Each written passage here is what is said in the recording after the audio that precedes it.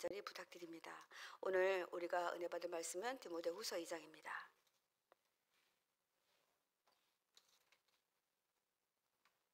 2장.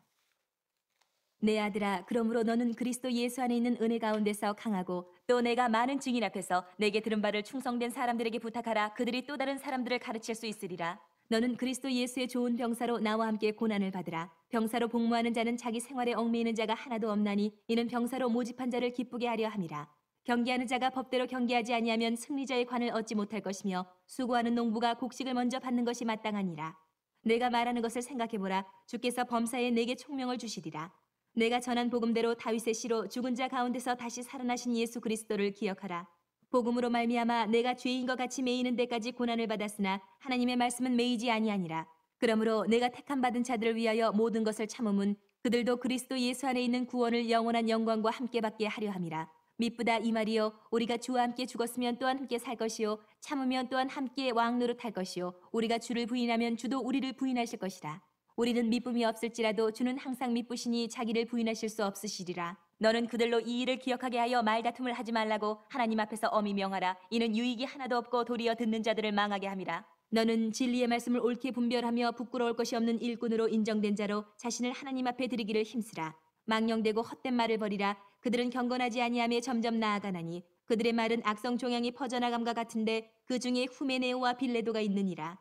진리에 관하여는 그들이 그릇되었도다. 부활이 이미 지나갔다 하므로 어떤 사람들의 믿음을 무너뜨리느니라. 그러나 하나님의 경고한 터는 섰으니 인침이 있어 일러스되 주께서 자기 백성을 아신다 하며 또 주의 이름을 부르는 자마다 불의에서 떠날지어다 하였느니라. 큰 집에는 금그릇과 은그릇뿐 아니라 나무그릇과 질그릇도 있어 귀하게 쓰는 것도 있고 천하게 쓰는 것도 있나니 그러므로 누구든지 이런 것에서 자기를 깨끗하게 하면 귀히 쓰는 그릇이 되어 거룩하고 주인의 쓰심에 합당하며 모든 선한 일에 준비함이 되리라. 또한 너는 청년의 정욕을 피하고 주를 깨끗한 마음으로 부르는 자들과 함께 의와 믿음과 사랑과 화평을 따르라. 어리석고 무식한 변론을 버리라. 이에서 다툼이 나는 줄 알미라. 주의 종은 마땅히 다투지 아니하고 모든 사람에 대하여 온유하며 가르치기를 잘하며 참으며 거역하는 자를 온유함으로 훈계할지니 혹 하나님이 그들에게 회개함을 주사 진리를 알게 하실까 하며 그들로 깨어 마귀의 올무에서 벗어나 하나님께 사로잡힌 바 되어 그 뜻을 따르게 하실까 함이라. 아멘. 하나님의 말씀입니다. 오늘 디모데후서 1장, 어제 1장, 오늘 2장을 함께 이렇게 저는 묵상하고 이렇게 설교하기 위해서 준비하면서 사도 바울에 대해서 생각해 보았습니다. 사도 바울은 정말 따뜻한 사람 같습니다. 자기 제자 디모데에게 편지를 쓸 때 이렇게 시작합니다. 사랑하는 내 아들아, 사랑하는 내 1장에서 사랑하는 내 아들아, 2장에서 내 아들아 또 이렇게 부릅니다. 그러니까 아들같이 생각하고 있는 분이라는 거죠. 아들 같은 분에게 쓰는 편지입니다. 우리도 이 편지를 함께 받았으면 좋겠습니다. 하나님께서 우리에게 이 편지를 쓰시고 계신다 이렇게 느껴집니다. 디모데를 사랑하는 아들이라 부르는 모습이 사도 바울이 디모데를 향한 마음이 얼마나 애틋한지 그리고 그를 사랑하는지 정말 특별하다 싶습니다. 사도 바울은 디모데가 은혜 안에서 굳세어지기를 바라는 마음으로 이 편지를 전하고 있습니다. 바울이 디모데에게 바라는 마음은 디모데가 은혜 속에서 강하여지는 것입니다. 강해야 목회를 하기 때문에 그렇습니다. 그리고 에베소 교회가 그런 상황 가운데 있었기 때문에 더욱 그렇습니다. 예수 그리스도의 십자가의 공로와 의를 굳세게 믿고 의지하는 것만이 그가 목회를 잘 하고 견디는 일이라 그렇게 여겼을 것입니다. 무엇보다도 바울은 하나님 앞에 쓰임받기 위해 디모데가 자신의 모든 죄를 버리고 가까이 하지 말고 마귀의 권세에 눌리지 말고 담대히 물리치고 세상과 대항하여 싸워주기를 바랐을 것입니다. 디모데후서는 바울이 옥중서신 중 마지막에 기록한 것으로 알려져 있습니다. 로마의 지하 감옥에 투옥돼서 정말 죽음을 앞둔 바울이 정말 디모데에게 가서 얼굴을 직접 보고 이렇게 해라라고 말하고 싶었는데 정말 오라고 해도 겨울이 되었고요. 그리고 로마의 박해가 심했습니다. 그리고 로마로 가는 배가 띄워지지 않아서 갈 수가 없었습니다. 그래서 그는 이제 편지를 써서 자기의 모든 상황들을 편지글로 이렇게 전하기를 원했습니다. 자신에게 듣고 배운 바를 참된 사람에게 가르치라 이렇게 말합니다. 바울은 건강한 교회는 복음을 받고 양육하고 훈련되어져야만 되어져야만 합니다. 그래야만 그 복음이 세상에 전해집니다. 바울은 너가 하고 있는 이 복음 사역이 얼마나 중요한지, 디모데 목회 사역 중 가장 중요한 것을 상기시키며 어떤 일에도 넘어지지 않기를 바랐습니다.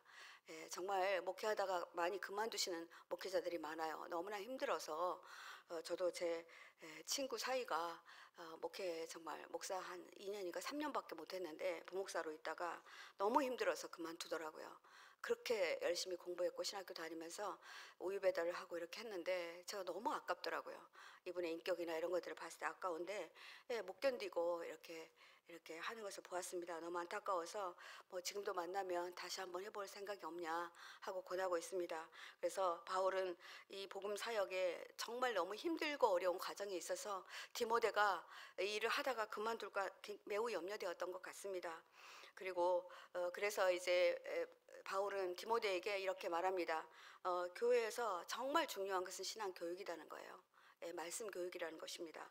올바른 신앙 교육이 된 교회는 흔들리지 않습니다.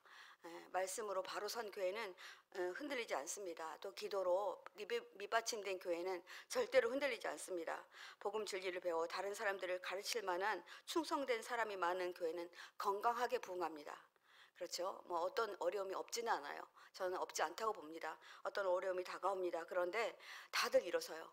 그런데 그것들이 흔들리는 것은 정말 신앙교육이 튼실하지 않기 때문입니다. 교육은 한 성도가 가진 선천적인 소질이나 잠재력을 바람직한 방향으로 이끌어내는 역할을 한다고 합니다. 세상 교육도 이러한 역할을 할진데 하나님의 말씀은 더욱더 그렇습니다. 교육을 언어로 여러분 에듀케이션이라고 하잖아요. 근데 에듀케이션은 원래 라틴어 에듀케어에서 비롯됐다고 합니다. 근데 이 에듀의 에는 이 밖으로 이렇게 끌어내다 이런 뜻입니다. 밖으로 이렇게 나오게 하다. 근데 케어는 이끈다라는 말이 있습니다.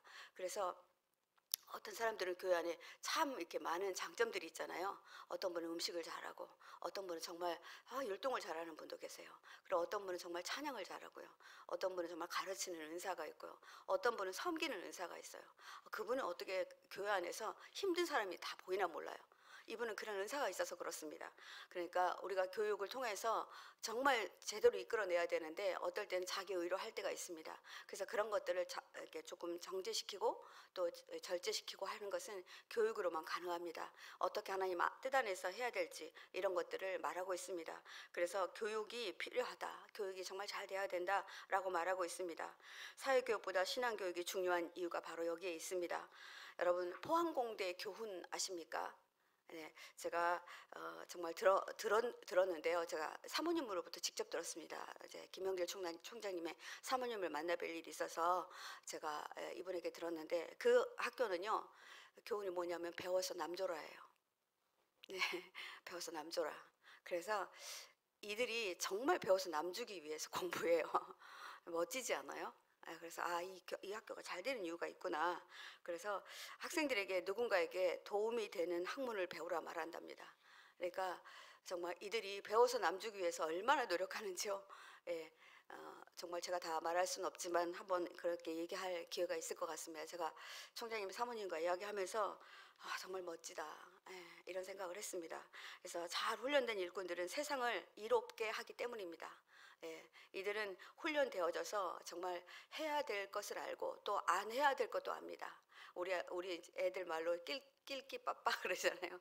낄 때 끼고 빠질 때 빠지고 요거가 아주 재미있는 그 용어인데요. 어떤 경우는 정말 끼어야 되고 어떨 때는 빠져야 되는 것을 알고 내가 해야 될 것을 알고 내가 하지 말아야 될 것을 잘 아는 그런 사람으로 훈련하라 이런 말입니다.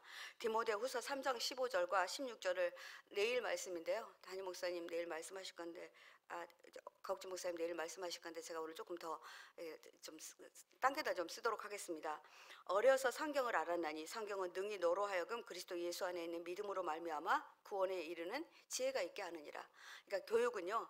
3장 15절에 이렇게 말씀하고 있는데 교육은 하나님이 주시는 지혜가 있다는 것입니다. 그래서 온 우주 만물의 생성과 또 이런 것들을 다 알 수 있게 하는 건데 이게 성경의 역사를 통해서 알 수 있게 해준다는 것입니다. 그리고 성경 안에는 정말 모든 지혜가 다 들어있어요.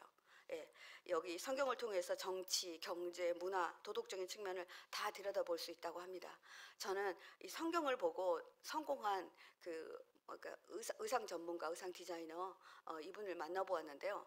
그분은 정말 하나님이 가르쳐 줄 것 같아서 성경 전체에서 옷이라는 옷은 다 옷자라고 다 찾았대요.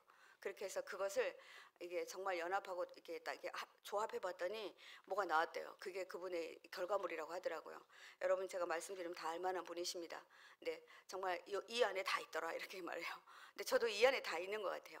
네, 또 3장 16절에는 모든 성경은 하나님의 감동으로 됐다. 그래서 교훈과 책망과 바르게 함과 의로 교육하기에 유익하다 이렇게 말합니다. 그래서 진리를 가르치고 잘못 책망하며 허물을 고치고 올바르게 사는 훈련을 시키는데 성경만큼 좋은 것이 없다 말하고 있습니다. 정말 유익한 책이다. 내일 아침에 우리 강주 목사님이 더 강의해 주실 거니까 저는 이만큼만 언급하겠습니다. 그래서 성경의 유익한 점에 대해서 내일 아침에 들으시고요. 여러분 저는 제 자신을 한번 비추어 봅니다. 저는요 예수님 믿고 참 똑똑해졌습니다. 네, 뭐 우리 부모님이 저한테 뭐 어릴 때부터 똑똑했는데 제가 뭐랄까 여러분 제가 뭐 이렇게 똑똑하다 그런 얘기 아닙니다. 예, 제가 특히 제가 신학대학을 가서 정말 제가 똑똑해진 걸 알게 됐어요. 왜냐면요. 정말 제가 들음을 잃어버리는 나의 신학을 했거든요. 쉬운 6살에 했기 때문에. 근데 맨날 신학대학에서는 성경을 이렇게 암송 시험을 봐요. 한두 개가 아니라 막 한 주에 막 몇 단어씩 외워야 돼요. 이걸 어떻게 외울 수 있겠습니까? 한 번 들으면 잃어버리고. 주님 제가 못합니다. 막 그랬어요.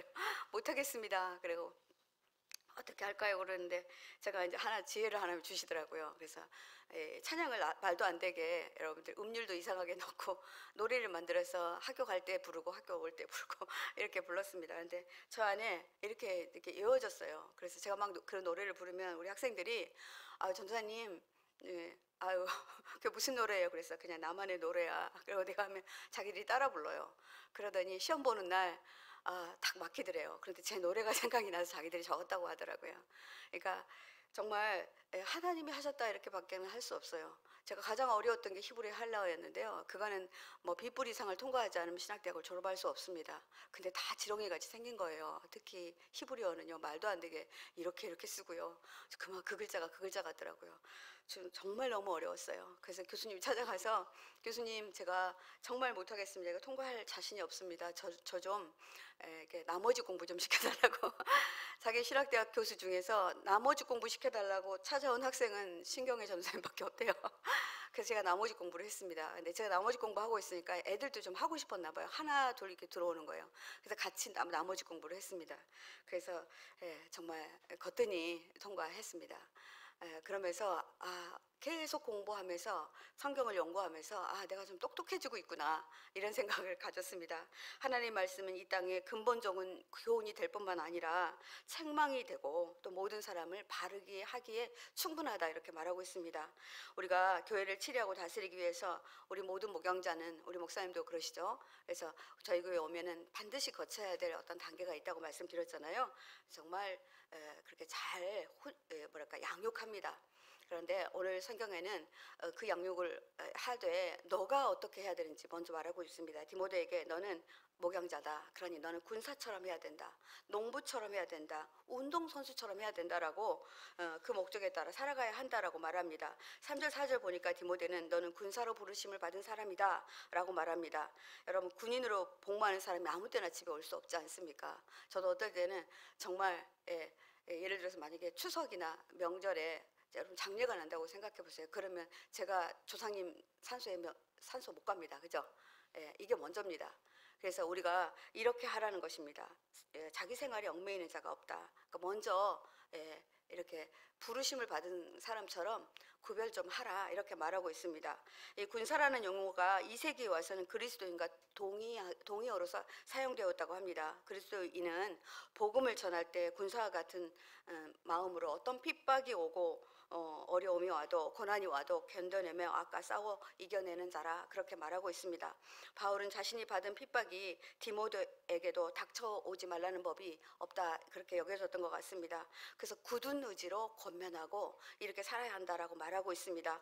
군사로 다니는 자는 자기 생활에 얽매이지 않고 자신에게 주어진 임무에 전심전력을 하는 사람이다. 그러니 네가 그렇게 해야 한다라고 말하고 있습니다. 자신의 삶 전체를 바쳐야 하는 사람들입니다. 정말 죽을 때까지 목회자로 살아야 하는 것입니다. 사역자가 자신의 집안일을 등한시하라 이런 말은 아닙니다. 저는 가정도 목회자의 사역지라 생각합니다. 왜 그러냐면요, 제가 저희 남편한테 잔소리 하잖아요. 그러면 저희 남편이 저한테 그래요. 여러분, 여보, 당신이 목사잖아. 그만 잔소리 하라는 겁니다. 예, 그래서 제가 잔소리를 멈춥니다. 문득 제가 제자리로 돌아옵니다. 그래서 그렇구나. 예, 가정도 목회지구나 이런 생각을 합니다. 그래서 마음에 안 들어도 참고 답답해도 참고 이렇게 나아갑니다. 가장 실패를 잘하는 목양지가 바로 가정일 것 같습니다. 그래서 목양자들은 정말 가정을 잘 섬기는 것이 너무나도 중요합니다. 교회와 가정을 잘 지키는 사역자가 진정한 하나님의 군사입니다. 바울은 5절 6절에서 운동선수와 농부 예를 들어 설명합니다. 여러분, 운동선수는 법대로 경기해야 됩니다. 규칙을 지켜야 돼요. 그죠?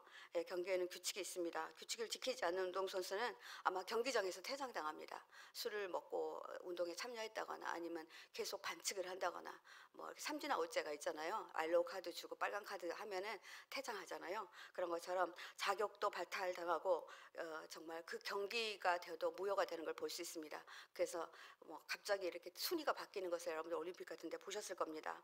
그것뿐입니까? 면류관도 얻지 못합니다.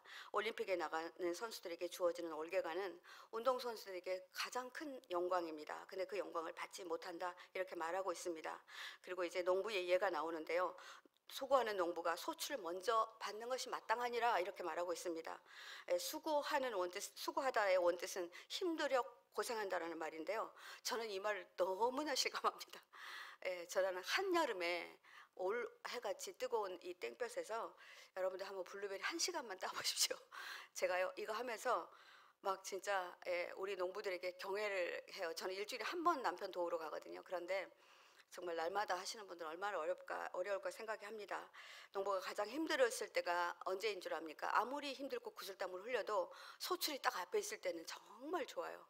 근데 정말 올해 같은 때는 얼마나 긴 장마가 있었습니까?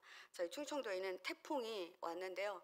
바람은 안 불었대요, 우리 농장에는. 그런데 엄청난 비가 쏟아졌어요. 정말 양동이로 퍼붓는다는 말은 그 말은 좀 부족하대요, 우리 남편이. 그 말은 부족해, 막 이렇게 말하더라고요. 그래서 며칠 전에 이제 다음 주에 따야 되겠다 하고 보고 간 결실들이 다음 주에 가니까 여러분 350평 밭에서 아로니아 반바구니밖에 못 땄습니다. 이것을 보면서 정말 망연자실 되더라고요. 어디 간 거야? 어디 갔지? 그리고 밑을 쳐다봤는데요. 그냥 물에 다 쓸려 내려가서 시체도 없었어요, 진짜. 예, 끝도 없었어요. 그래서 정말 그래서 저희 남편이 아예 안 가려고 하더라고요, 밭에. 가지 마. 뭘 거둘 게 있다고 가, 막 이렇게 하는데 저는 또 그것도 아까워서 가서 거뒀습니다. 여러분, 농부가 정말 수고하고 힘들면 그 소출을 받아야 되는데 여러분 정말 힘든 것은 뭐냐면 그 앞에 두고 정말 잘 교회를 부흥했다가 일으켰다가 갑자기 교회가 파산되거나 교회가 정말 쪼개지거나 분열되는 것입니다. 그래서 정말 농부의 마음으로 최선을 다해서 돌보고 일구라 그렇게 말합니다. 7절부터 13절까지는 디모데가 사역 중 고난이 찾아오면 어떻게 해야 되는지 모를 때가 있을 것이다. 그때 나를 생각해라. 디모데야, 제발 나 바울을 생각해라. 나의 행적을 바라봐라 이렇게 말합니다. 스승이신 바울이 고난을 어떻게 견뎠는지 기억해 주기를 바라는 바울의 마음입니다. 그 의미를 충분히 파악하여 심사숙고하여 주의 종의 부르심의 상을 따라 갈 것을 권면하고 있습니다. 어떤 어려움에도 견디어 바울은 아시아에게까지 복음을 전했습니다. 그리고 네가 받은 복음 내가 전한 것이다 그렇게 말합니다. 네가 그 자리에 있는 것은 나 인하여 그렇게 된 거다. 그러니 나 따라 그렇게 해라 이렇게 말합니다. 저도 우리 다윗반 아이들과 함께 좀 합정동에 있는 그 선교사 순교 묘지에 다녀올 계획을 지금 갖고 있습니다. 우리 아이들에게 알려주고 싶습니다. 우리가 예수님을 알게 된 건 이분들 때문이다라고 말해주고 싶습니다. 누군가가 이 어려움과 고통과 죽음을 각오하고도 우리 땅에 와서 그 희생을 주었기 때문에 우리가 지금 복음을 알고 우리가 하나님의 은혜를 깨닫고 있지 않습니까? 그래서 우리가 이것들을 기억하는 것이 너무나도 중요합니다. 말합니다. 사랑하는 디모데야, 내가 무엇을 전하였는지 생각해 보아라. 주님께서 모든 것을 깨닫는 능력을 너에게 줄 것이다. 나는 예수님이 다윗의 자손으로 나시고 죽을 사람 가운데서 살아나신 예수 그리스도만을 전했다. 이렇게 말합니다. 이것이 나의 목표였다. 복음 때문에 고난당하고 죄수처럼 내가 감옥에 매어 있다. 그런 신세다. 그러나 나는 매어 있지 않다. 이렇게 말합니다. 매어 있는 사람이 매어 있지 않다. 그러니까 참 놀랍죠. 예, 그런 분을 최근에 저도 배웠는데요. 북한에서 영유되었다가 오신 분의 간증을 들었습니다. 정말 매어 있지만 매어 있지 않는 것처럼 살았던 분이십니다. 말씀에만 매어 사는 사람이다. 이렇게 말합니다. 나는 누구에게도 매어 있지 않고 어떤 제도에도 매어 있지 않고 나는 말씀에 매어 사는 사람이다.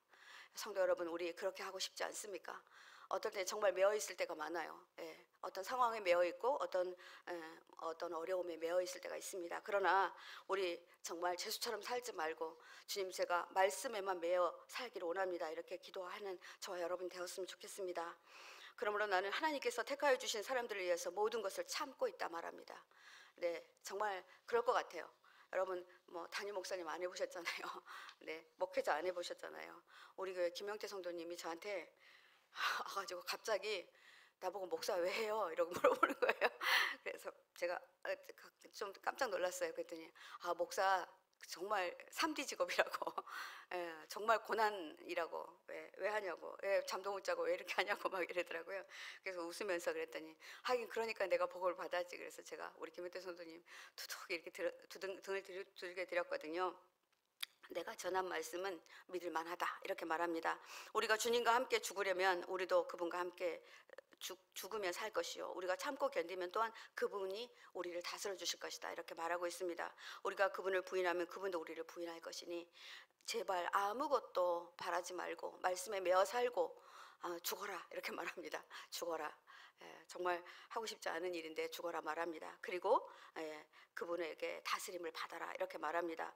우리가 신실하지 못하더라도 그분은 언제나 신실하셔서 우리 곁에 계시기 때문입니다. 그분은 자기를 부인할 수 없으시기 때문에 우리 안에서 정말 살아계십니다. 우리 안에 언제나 살아계셔서 우리와 함께 계십니다. 성도 여러분, 우리의 믿음은 참 보잘것 없을 때가 있습니다. 우리의 마음은 약할 때가 있습니다. 주님은 언제나 강하고 신실하신 분이십니다. 그러니 우리는 말씀을 굳게 잡고 어떤 고난이 와도 그 고난을 이겨내야 합니다. 저는 사도 바울의 말 중에서 나는 이 복음 때문에 고난을 당하며 죄수처럼 매어 있으나 하나님의 말씀은 매어 있지 않다 하는 말씀, 정말 설교 준비하면서 붙들었습니다. 굉장히 여러 가지로 마음도 메어버릴 때가 있고 답답할 때도 많이 있습니다. 그러나 하나님의 말씀에 매어 살아야지, 이렇게 말씀이 부드러졌습니다. 바울은 자신이 지금 감옥에 있는 상황이 하나님이 일하신다, 그렇게 믿었던 것 같습니다. 저도 그렇게 믿기로 결정했습니다. 여러분, 죽음을 전하다가 복음을 전하다가 시험에 들 때가 있고 때로는 핍박을 받을 때가 있습니다. 그러나 여러분 결코 잊어버리지 마십시오. 어떤 시험에도 이길 힘을 주신다 약속하신 그 약속이 우리 가운데 이루어질 거라 저는 확실히 믿습니다. 바울을 감옥에 가두었지만 다른 사람을 통해서 복음 전파됩니다. 바울이 감옥에 가둔 사실들이 다른 성도들을 뭉치게 만들었던 것입니다. 그래서 하나님의 말씀은 결코 매이지 않는다, 이렇게 말했던 것 같습니다. 사랑하는 성도 여러분, 우리 어떤 것에도 매이지 않기로 결정하기를 바랍니다. 주님께서 자기에게 속한 사람을 다 아시고 계시니 용기를 내라 말하는데 오늘 이 말씀 우리에게도 주신 말씀이라 그렇게 믿습니다. 목회자에게 아주 중요한 것은 말씀으로 사는 것입니다. 목회자는 말씀을 바르게 해석하고 진리의 말씀을 옳게 분별해 설교를 해야 합니다. 그러나 목회자가 말로만 하고 말씀으로 살지 못하면 목회는 정말 두렵습니다. 저는 가끔 강단에 서고 싶지 않을 때가 있습니다. 그래서 목사님 정말 죄송한데 저 이번 주 설교 못하겠어요. 그래서 못했던 적도 있습니다. 왜냐하면 그 말씀으로 못 살고 있는 거예요. 너무나 두렵고 떨려서 이 단에 서기가 너무나 죄송하고 성도님들 보기에 또 하나님 보시기에 너무나 힘든 거예요. 그래서 목사님 제발 좀 오늘 제가 말씀을 준비했는데 이 말씀 도저히 못 전할 것 같다. 그리고 지금 해결이 안 됐다. 이제 목사님 받아주세요. 그래서 목사님 대신 막 급하게 말씀 전해서 제 대신 서주시기도 하시는데요. 19절 말씀에 하나님의 기초는 든든히 서 있다, 이런 말합니다. 주님께서는 자기에게 속한 사람을 너무 잘 알고 있고 인쳐주셨단 말합니다. 인쳐주셨다는 것은 도장 찍어주셨다는 것입니다. 그래서 주님께서 하나님께 주님께서는 하나님께서 자신에게 붙여주신 택하신 자들을 하나도 잃어버리지 않고 다시 살리실 것을 약속하셨다는 것을 잊지 말라라고 우리에게 당부하고 있습니다. 20절로 21절은 그릇에 대한 이야기가 나오는데요. 하나님 나라에는 여러 종류의 그릇이 있는데 이 그릇에는 귀하게 쓰는 그릇과 천히 쓰는 그릇이 있다. 나누어 설명하고 있습니다. 로마서에서도 이렇게 설명하고 있는데 귀히 쓰는 그릇은 영광받기에 예비하신 바 긍휼의 그릇이다라고 로마서 9장 23절은 말씀하고 있고요. 천히 쓰는 그릇은 멸하기로 준비된 진노의 그릇이다라고 말합니다. 교회 안에는 정말 아주 귀하게 쓰여지는 그릇들이 있으세요. 정말 뭐 그 그릇이 뭐 잘 살고 많이 배우고 막 이런 분들이 아닌 분들이시더라고요. 그런데 이분이 정말 쓰임 받고 있는 거예요. 어디에서나 쓰임 받고, 이분이 가는 곳에 언제나 웃음이 있고요, 평화가 있고, 이분들은 정말 귀히 쓰이는 그릇이라 믿습니다. 근데 이분만 가면 그 공동체가 분열되고 말이 나오고, 이거는 정말 교회를 이렇게 파멸하는 그릇들로 쓰여지는 것입니다. 이거에 대해서 뭐 길게는 설명을 새벽이라 드릴 수는 없지만, 여러분 나는 어떻게 쓰여지고 있는지 여러분들이 한번 돌아봐 주셨으면 좋겠습니다. 어떤 그릇으로 쓰임 받고 싶으십니까? 귀한 그릇으로 쓰임 받고 싶으시다면 신앙적으로 윤리적으로 깨끗한 사람이 되어야 됩니다. 그리고 어떤 유혹에도 흔들리지 않는 사람이고 잘 훈련된 사람만이 귀한 그릇으로 사용됩니다. 그래서 우리가 그릇을 잘 닦잖아요. 그래서 정말 잘 쓰임 받는 그릇은 여러분 도자기 같은 거 너무 귀해가지고 그냥 세워만 놓잖아요. 그런데 정말 부엌에서 쓰는 정말 스테인으로 된 양푼이나 이런 것들은 아무리 써도 깨지지도 않고 이러니까 자주 깨끗하기만 하면 자주 주부들이 갖다 씁니다. 그래서 여러분들이 그릇에 대한 것은 우리 주부들은 정말 잘 알 것입니다. 그래서 잘 훈련되어서 잘 깨끗하게 되어서 정결하게 되어서 쓰임받자 이렇게 말하고 있습니다. 21절에는 쓰임받는 그릇이 어떤 그릇인지를 위해서 정결을 이루라 말합니다. 깨끗하라 이렇게. 그러니까 정말 그 안에 어려움이 없어야 된다. 그리고 그 안에 거짓이 없어야 된다. 이렇게 말하고 있습니다. 그리고 22절에는 젊은 디모데에게, 젊은 사역자에게 정말 피할 수 없는 것들이 있습니다. 그것은 정욕인데요. 제가 한번 세번역으로 읽겠습니다. 그대는 젊음의 정욕을 피하고 깨끗한 마음으로 주님을 찾는 사람들과 함께 의와 믿음과 사랑과 평화를 쫓으십시오. 이렇게 말합니다. 네, 아직 젊은 디모데에게 목회를 하다가 실패하기 가장 정말 쉬운 것들이 여자 문제이고 성적인 문제입니다. 그렇기 때문에 이것을 다루고 있습니다. 성적인 욕망뿐 아니라 식욕, 또 지식욕, 명예욕도 피하라 이렇게 말합니다. 주님을 찾는 사람들과 그러니까 이 주님을 찾는 사람들은요 정말 정결한 자를 말합니다. 그들과 함께 의와 믿음과 사랑과 평화를 쫓으라 이렇게 말합니다. 그래서 좋은 목회자 옆에는 좋은 성도가 있습니다. 여러분 좋은 성도 되어주셔서 감사합니다. 우리 함께 정말 포도나무 교회를 잘 세워가셨으면 좋겠습니다. 사도 바울은 디모데가 좋은 동역자를 만나기를 간절히 바랐던 것 같습니다. 주를 향한 깨끗한 마음으로 정말 믿음과 사랑과 화평을 이루는 사람들, 이런 사람들을 통하여서 일하실 것입니다. 그래서 23절 26절까지는 정말 이제 교회 분란이 일어날 때가 있다. 그럴 때 너는 정말 조심해야 된다. 교회 안에 어리석고 둔하여 지각이 없는 사람들이 들어오면 교회 분란이 일어난다. 그때 어떻게 해야 될지를 말해주고 있습니다. 주님의 종들은 소유해야 할 덕들이 있고 버려야 할 악이 있습니다. 이건 정말 중요한 것이고 우리 목회자들이 또 우리 리더자들이 이것들을 잘 정말 알아차려야 됩니다. 어리석고 무식한 변론을 버려라. 그리고 어리석은 일에 빠지지 말아야 된다. 이들을 다스릴 때 잘 가르치고 참아라. 그리고 의견을 반대하는 사람에게 온화하게 대하라. 온화하다. 제가 밑줄 2번 썼습니다. 온화하게 대하라. 온화한 것은 모든 것들을 바꾸더라고요. 여러분 온화하다라는 말은 따뜻하다는 거군요. 징계도 따뜻하게 받을 때 여러분 그잖아요. 설교할 때 막 목사님 예를 들어서 막 화를 내고 이렇게 하십시오 이러면 안 하고 싶잖아요. 그런데 정말 온화하게 마음을 그냥 담아서 이렇게 하면은 정말 성도들의 마음 안에 쑥쑥 들어가거든요. 그래서 이렇게 하라 이렇게 말합니다. 사단은 우리 교회 공동체에 교묘히 들어옵니다. 성도들을 조종하고 정신을 못 차리게 합니다. 이런 일이 이제 생기면 교회는 움직이기 시작합니다. 걷잡을 수 없게 됩니다. 교회가 반토막이 나는 것은 순식간입니다. 다툼이 일어나고 논쟁하고 서로 헐뜯고 시기하게 됩니다. 이렇게 되면 교회는 정말 분열됩니다. 이것이 사단의 목적입니다. 여러분 이것을 알아차리지 않으면 우리 모두 다 다칩니다. 그래서 어떤 일이 일어날 때 사단이 그 등 뒤에서 하고 있는 것을 보아야 합니다. 그래서 이를 거역하는 사람에 대한 경고가 25절에 나옵니다. 25절 26절입니다.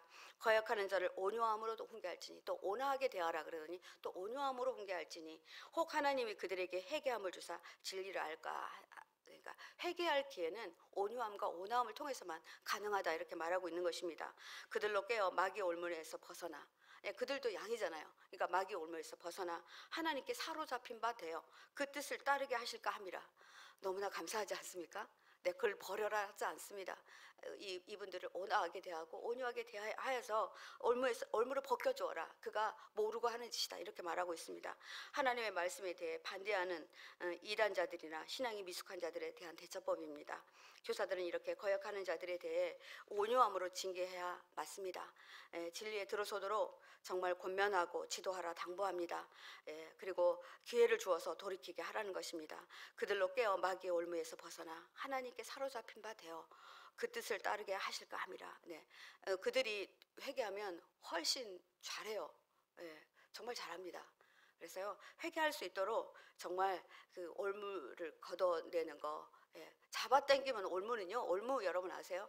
저희는 멧돼지가 많아서 올무를 이렇게 놨던 적이 있거든요. 올무를 잡아당기면 더 막 이렇게 정말 파고 들어가거든요. 그래서 올무는 잡아당기지 않고 풀어주려면 정말 살살 달래서 올무를 벗겨내야 됩니다.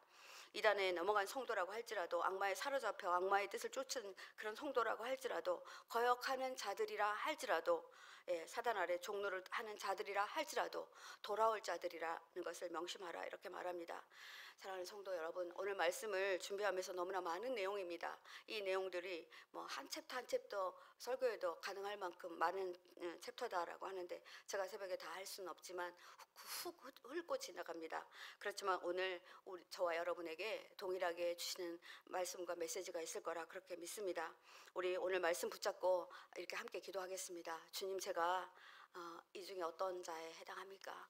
하나님, 제가 돌이키기를 원합니다. 아니면 정말 제가 정말 천히 쓰는 그릇입니까? 제가 잘 쓰여지기를 원합니다. 주님, 제가 군사로, 농부로, 그리고 경기자로 이렇게 하는 부르심 받았는데, 내가 원칙대로 경기하지 않고 수고하지 않고 이렇게 하고 있지는 않습니까? 우리 함께 기도하기 원합니다. 15절 말씀으로 기도하시겠습니다. 너는 진리의 말씀을 옳게 분별하여 부끄러울 것이 없는 일꾼으로 인정된 자로 자신을 하나님께 드리기로 힘쓰라. 아멘입니다. 주님, 그렇습니다. 주님의 말씀에 전혀 부끄러울 것이 없는 일꾼으로 인정하셔서 오늘 이 자리에 저희들을 세워주셨습니다. 그런데 제가 목사답지 않았습니다. 집사답지 못했고, 권사답지 못했고, 속장답지 못했습니다. 기관장답지 못했습니다. 주님, 용서하여 주십시오. 제가 진리의 말씀을 옳게 분별하여 내가 이 자리에 서 있는 이유를 옳게 알게 해주십시오. 나를 세우러 하나님께서 그렇게 세워주신 것이 아니고, 하나님께서는 정말 부끄러울 것이 없는 일꾼으로 인정하셔서 이 자리에 세워주셨는데, 제가 너무 교만하고 제가 너무 악했습니다. 하나님, 저의 악함을 용서하여 주십시오. 주님 앞에 부끄러울 것이 없는 자로 하나님 앞에 서기를 원합니다. 이 시간 우리 모두 자신을 돌아보며 하나님 앞에 간구하여 기도하겠습니다. 주님 이름 한번 크게 부르고 기도합니다. 주여, 주님, 이 시간 아버지 앞에 간구하여 기도합니다.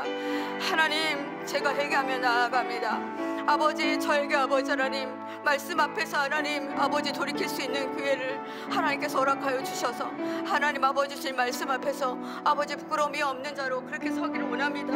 하나님, 진리의 말씀을 이렇게 분별하라 말씀하시고, 부끄러울 것이 없는 일꾼으로 인정된 자로 그렇게 하나님 앞에 아버지 드리기를 힘쓰라, 이렇게 말씀하십니다. 하나님, 그렇게 되어지기를 원합니다. 하나님, 인도하여 주십시오. 하나님 아버지 함께하여 주십시오. 하나님, 우리 모든 성도들이 하나님 아버지 말씀 앞에서 하나님 전혀 부끄러울 것이 없는 일꾼으로 다시 서기를 원합니다. 아버지, 회개하며 나아가기를 원합니다. 하나님, 제가 집사답지 못하고 권사답지 못하고 속장답지 못하고 더더구나 목사답지 못했던 것을 용서해 주십시오. 하나님, 목사답지 못하고 교육자답지 못하여서 성도들을 힘들게 하였습니다. 용서해 주시고 아버지 하나님 돌이키게 인도하여 주시옵소서. 하나님 아버지 다시 바로 세워주십시오. 하나님 우리 교회를 바로 세워주십시오. 우리 교회가 아버지 하나님 정말 다운 사람들이 많은, 그렇게 아버지 목사다운 사람이 많은, 집사다운 사람이 많은, 아버지 하나님 권사다운 사람이 많은, 아버지 교사다운 사람이 많은 교회로 하나님이 그렇게 세워줄 것을 믿습니다. 주님 인도하여 주시옵소서. 함께하여 주시옵소서. 24절 말씀으로 한 번 더 기도하기 원합니다. 주의 종은 마땅히 다투지 아니하고 모든 사람에 대하여 온유하며 가르치기를 잘하며 참으며. 아멘입니다. 우리 이렇게 기도했으면 좋겠습니다. 교회를 세움에 있어서 어찌 장애물이 없겠습니까? 여러 기질의 사람들과 성향의 사람들이 함께 모여 있습니다. 그러니 사단은 우는 사자와 같이 그들을 사용합니다. 주님, 우리 성도들에게 다가와 악한 짓을 하게 하는 악한 사단은 우리가 예수님의 이름으로, 예수님의 보혈로 그들을 묶겠습니다. 이 시간에 묶고 떠나가라, 그렇게 선포하며 기도하기를 원합니다. 우리 가운데 악한 사단에게 쓰임받는 자가 없기를 위해서 기도하시기 바랍니다. 우리 모두가 정말 마땅히 다투지 아니하고 모든 사람에 대해서 온유하게 대할 수 있도록, 아버지, 그가 더 힘들고 더 어려울 것입니다. 여러분, 정말로 정말 악한 짓을 하는 사람들은 쉬운 줄 아십니까? 그들은 그 마음이 정말 지옥 같을 것입니다. 그러니 그들을 위해서 기도해 줘야 됩니다. 아버지, 그리고 내 자신이 그렇게 하고 있다면 나 자신을 위해서 기도해야 됩니다. 주님, 우리가 악한 사단에게 쓰임받는 자가 되지 않기를 위해서 기도합니다. 우리 포도나무 교회를 주님의 보혈로 넣습니다. 주님, 이곳에 찾아와 주셔서 아버지 우리 교회를 세우는데 어떤 악한 것도 이 자리에 아버지 뿌리를 내리지 못하도록 하나님 우리가 거부합니다. 우리가 아버지 이것들을 아버지 온유함으로 하나님 아버지 다시 세우기를 원합니다. 주님 이름 한번 크게 부르고 기도하시다가 돌아가시도록 하겠습니다. 주여, 주님, 이 시간 아버지 앞에 간절히 간구하여 기도합니다. 주님, 교회를 세움에 있어서 아버지 많은 장애물들이 있습니다.